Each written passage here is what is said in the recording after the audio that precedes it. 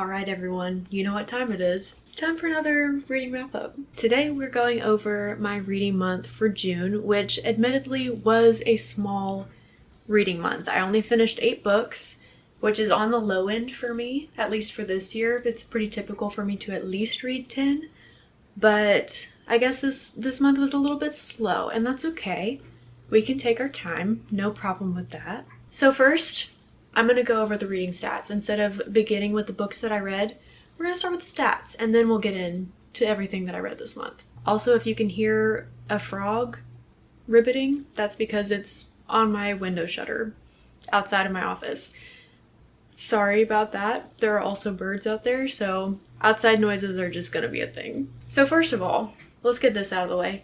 My average rating this month was 3.81, which, yes, was lower than May, which I consider May to be my worst month of reading so far, because I was dipping into the 2-star range. The difference between May and June is I read more books in May, and so there was a little bit more variety, making it a little bit easier for that average rating to creep up. With me only reading 8 books, anytime I hit the 3-star range, it was going to bring my rating down, my average rating down pretty significantly. And there were multiple in the 3-star range, and we'll talk about that in a minute. But I generally feel like this was still a good reading month. Like, I don't have any hard feelings towards June like I do with May's books. I liked this reading month, but it is my lowest average rating so far. I don't know. So other stats, top 3 moods: emotional, funny, and dark. Which is hilarious because I typically don't really enjoy books that are marketed as funny books. I just find them to be kind of on the cheesy side and maybe a little bit irritating sometimes. But there were several books that I read this month that were categorized as funny, so I think that's funny in and of itself. Top 3 genres are contemporary, LGBTQIA, and romance.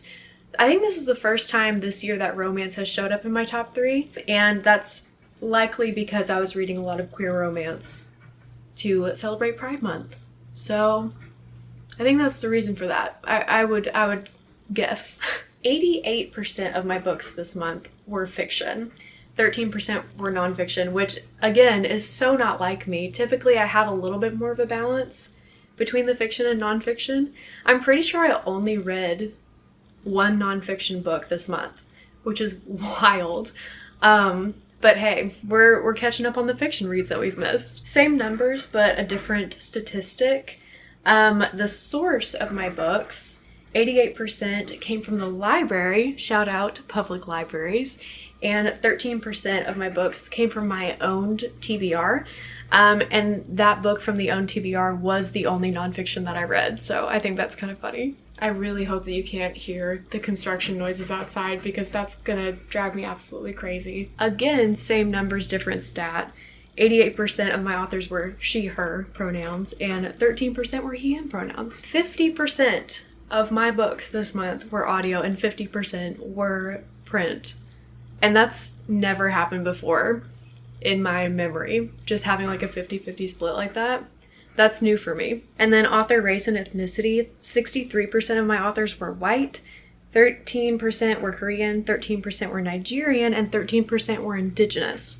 So I didn't do too well on the racial diversity this month, but a lot of those authors were queer. So the representation is still there, just showing up in different ways. But I'll try harder next month. So I believe that is all the stats. That's at least all I have written down. If I've missed any, then I'll put them up here rapid fire really quick. You can pause if you want to look at it longer. I also wanted to show you, I do a monthly bingo for myself every month, and I got 3 different bingos for June. So I thought that was kind of fun, kind of cool. Now we can go through all the books that I read this month. Starting with a book that I mentioned in my mid-year freak out tag video, Welcome to the Hyeonamdong Bookshop by Hwang Borum. I listened to that on audio and it was such a wonderful and delightful experience. I ended up rating it 4 stars because it wasn't a 5-star book because the plot didn't grip me. I'm so sorry if you can hear Clover snoring over there. The plot of the book didn't grip me. It was all like very much all vibes, no plot type of book for me, which normally I don't like, but the vibes of this book were so comforting and cozy and warm, and it just felt familiar. It felt like a hug, and it was such a freaking joy. And I talk more about it in the mid-year freakout tag, so if you'd like to hear more of my thoughts, you can go over to that video. Another audiobook that I listened to this month was Margot's Got Money Troubles, and this is one of those that was marketed as a funny book that ended up in my reads this month. And this one's also on my 25 in 2025, so that's nice to get out of the way. I ended up rating it 3.5 stars because while I enjoyed it, it also stressed me out so much. Like, the whole time I was just tense and uncomfortable because there were so many things going wrong for Margot, and I wanted things to work out for her, but I was getting so like exhausted and drained by how stressful the plot was. And it's hard to like explain why I enjoyed it because it was so stressful and there was so much tension in the book. But for the most part, everything kind of wrapped up in a way that felt realistic, but also not like devastating or like super negative. So that I appreciated, because if it had ended really bad, then it just would have taken me out. Like, it would have been a horrible reading experience. But it ended well enough that I ended up enjoying the overall experience. It's really hard to explain. I feel like if you have read the book, then you probably understand what I'm trying to get at. I did appreciate the representation and the diversity of like job titles, because Margot, she does get into like sex work or a sex work adjacent job, and it kind of goes through like how those women are treated and how they are seen in society, and it just kind of goes to break down some stereotypes for that career path, and I really appreciated that. I've never read a book that confronts that in any way, but especially in a positive way. This next one I read a little bit in print, but mostly on audio. I started it print version and it just was not clicking with me. It was really hard for me to understand what was going on and like where the narrative was leading me. But with the audiobook, I was able to pay attention a lot more. So I ended up rating it 3.5 stars, and that is Freshwater by Akwaeke Emezi. This is my second read by Akwaeke Emezi. And I think that I really like this author. The first book that I read by them was Pet, I think. Pet and Bitter are part of a series, and one of them's the prequel. I read the first in the series, not the prequel. This author has such an interesting writing style, and they approach mental health in such an interesting way. The way that they write the internal monologue of a character is so fascinating to me, and it can be very gripping. It can also be very monotonous, so it kind of goes like a little wishy-washy for me, but for the most part it keeps me like really intrigued. Even when I am confused by what's going on, I still feel interested enough to try to like parse it out and figure out what's going on. So I think that's really important. If I'm gonna be confused, I need to still be interested enough to figure it all out. Also, the ending of this book was so captivating, and where the first half of the book I wasn't like super engaged, the second half I was like, I'm all ears. I was totally all in. So if you are reading this book or thinking about reading this book and you've started it and you're like, I don't know if this is for me, at least try to get to the 50% mark. Like, give it a chance. It might grab you a little later. This next one I was so disappointed by, because I had really high expectations for this. I have seen a lot of people talking about this book and saying that it's like one of their favorite horror books ever written, and I'm such a horror book girly. Like, I was so excited to read this book, to the point that I was like putting it off because I was afraid that I wasn't gonna like it, and I was right. And that book is I Was a Teenage Slasher by Stephen Graham Jones. I felt like most of the book was like a huge run-on sentence and just like fully stream of consciousness thoughts from the main character, and that like can be done well, but for me it just got boring and repetitive, and I really wanted it to be suspenseful, intense, and gripping, but it just wasn't. I found myself skimming so much of this book, and it wasn't until I started the audiobook halfway through that I was even like a little bit interested, and I was so determined to finish this book because I've had it on my list for so long. It's on my 25 in 2025, so I was like, I have to finish this. There is no DNFing this book. I powered through and I got to the end, and I will say the end was very good. Like, it almost made me cry. It got me pretty emotional. The last chapter was pretty suspenseful and gripping, but it took me like 300 pages to get there. So it's like, was it worth reading like a huge bulk of the book just to get to that one section that I actually cared about? I don't know. So yeah, I ended up rating that 3 stars because it was creative. It was like a fun and interesting way to approach the slasher genre, but it just wasn't what I wanted. I wanted something that was gonna make me like sit at the edge of my seat reading this book, and it just wasn't that. Thankfully, my next read was a 5-star read. Sunrise on the Reaping. This book was so good, and I think because I had kind of lowered my expectations for this, and I was thinking, okay, it's a prequel. I didn't like Ballad of Songbirds and Snakes quite as much, so I don't know how I'm gonna feel about this one. I was kind of preparing myself for a letdown, and this book totally like knocked my socks off. I loved it so much. I was emotionally invested by like page 5. There was absolutely nothing holding me back from reading this entire thing. I think I read the first half of it in one sitting. Like, it's a page turner for me. I know that there are some people that are a little bit critical of the fact that it's kind of the same thing that we saw in the original Hunger Games trilogy, and you know, how different can the Hunger Games be every year that we witness these kids going into the games. But I felt like this book did a pretty good job balancing like life outside of the Hunger Games and life for these kids in the games, if that makes sense.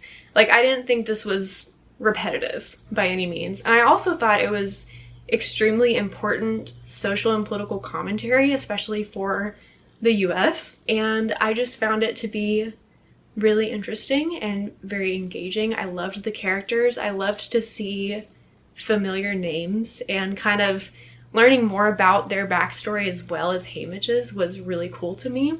So it just makes me want to read the rest of the series again and put all of those pieces together. I wish someone would make like a really detailed timeline video. If you've seen something like that, let me know, because I need a deep dive ASAP. My next book is one of the queer romances that I discussed earlier, and it was Here We Go Again by Alison Cochrane. I started this book on audio, and eventually, whenever my hold came in from the library, I began reading it print as well. And I started doing it in tandem because something about the audiobook narration was very slow to me, and no matter how fast I sped up the narration, it still was dragging. But if I just read the book, like the physical book, I was super into it, super engaged. So I don't know what it was about the narration, but I recommend reading the print version, because once I started doing that, I really enjoyed it a lot. I loved the road trip trope. You had some neurodivergent representation, obviously lesbian representation. It's childhood friends to enemies to lovers, which was fun. A very interesting like timeline of dynamics there. And then we were also dealing with grief, the death of a loved one. And so there was that added element of heaviness that made you so much more emotionally connected to the characters in the book. So I appreciated that. This was a great book for me to like start diving into the queer romance genre. And I ended up rating it 4 stars. I don't know if I said that or not, but that's the rating. And then my only nonfiction for the month was A Strange Stirring, The Feminine Mystique and American Women at the Dawn of the 1960s by Stephanie Coontz. And I have read a book by Stephanie before, and this one kind of had, I kind of have the same critiques with this one as I did with the other. This one felt like a little bit info dumpy, even though it's like not a long book. This is only, it's like a little less than 200 pages if you don't include like the afterword and stuff like that. I will say I did underline quite a bit, so I know that there's like information I will go back to, but I found that a pretty large bulk of this book was just like women who read The Feminine Mystique whenever it came out and became a bestseller. It was like their comments on it, which was cool to read, but I was more wanting to look at The Feminine Mystique and how it, I mean, I guess it did show me how it affected those women, but I was looking more for like commentary on that and not direct quotations like I was reading 1,000 book reviews on this one book. Does that make sense? I don't know. And while there was an entire chapter dedicated to African American women and their experience with The Feminine Mystique, I wish there had been more, because I know that one of the main critiques about Betty Friedan's Feminine Mystique is that it was mostly targeted at white women, and so there wasn't a lot of intersectionality in the original book. So I wish that I could have read more about African American women and their experience with this wave of feminism. If you're interested in The Feminine Mystique and like the history of it, but you don't necessarily want to read the original book, I feel like this gives enough commentary on the original book that you can kind of understand what the book was saying, what it was about, how it aged well, how it aged poorly, stuff like that. You can read this book and still get most of that information. It's like a decade old, a little over a decade old, but The Feminine Mystique is older, so I guess this is a better bet. I don't know, but I ended up rating it 3 stars. It wasn't great, it wasn't terrible. I learned a little bit, but not a lot. Mixed bag. And then my last book that I read was kind of a shock to me. Late Bloomer by Maisie Eddings. I, for some reason, thought that I was going to not like this book. I pretty much picked it up because I really liked the cover of it. And obviously I was interested in the plot, but more so I just liked the cover. And there was a part of me that I was like, this feels like it's going to be really cheesy and like a little bit too Hallmark movie rom-com for me. But I actually really liked it a lot. I ended up rating it 4.5 stars. And the only reason that it didn't get 5 stars for me, there are a couple reasons actually. My first reason is that the main character, Opal, begins this book as a people pleaser and like a shy, I'll do anything for my friends, but they can walk all over me girl. And then she wins the lottery and her life kind of changes. She's ready to like start over. But I feel like she like almost immediately did a 180. Like she was no longer shy, sweet. She was still the sunshine character, but she was also like a pretty dominant personality sometimes. And it just felt like such a quick flip that it almost didn't feel believable. But it felt like she was putting on an act a little bit, and maybe that's fine, but it just felt a little bit weird to me. And the other thing is, I think that I have a hard time with the grumpy sunshine trope because it feels forced. Like it feels like they're just playing a character and it's not their real personality. All of the personality traits are like amped up to 11. But even with that being said, I still enjoyed the book. I really liked the characters. The stakes in this book were pretty low, so it's pretty cozy. Like you're not gonna go into this book and be stressed out. This is a fun little time. fun little romp. And it's a great book for spring and summer because you're dealing with a flower form. So that just makes it extra like cottagecore, sapphic romance, and it's great. I loved it actually. It was awesome. So that's all of the books that I read in June. I'm really excited about July because July begins Summerween, and I'm planning on doing some content for the week of Summerween, and I'll probably stretch it out a little bit after, but I have so many horror books that I am thinking about reading, already starting. Like, I am gearing up to get into the spooky season mood. So get excited about that with me if you're a horror girly like me. If you're not though, I'll also be doing other reading, so don't worry, there's a little something for everybody on this channel.